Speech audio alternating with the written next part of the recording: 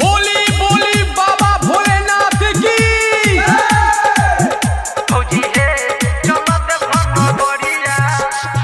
बोली बोली बाबा डमरू वाले की। लेके अलिया गेरुआ रंग सरिया, लेके अलिया गेरुआ रंग सरिया। भौजी हे चल देव घन गरिया, भौजी हे चल देव घन गरिया। बोइन केता बाबा के पुजरिया, बोइन केता भोला के पुजरिया। भौजी हे चल देव घन गरिया, भौजी हे चल देव घन गरिया।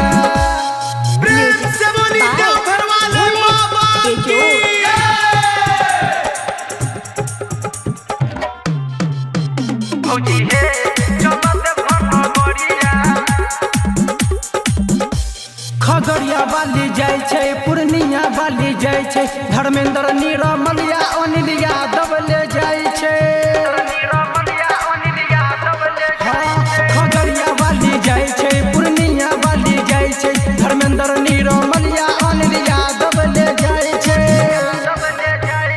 बंसी लेके जाय छे फॉर्च्यूनर गरिया, गौरव लेके जाय छे बोलेरो गरिया।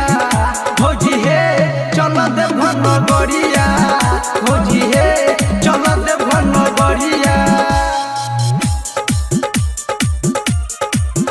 भौजी हे चल देव घन गरिया।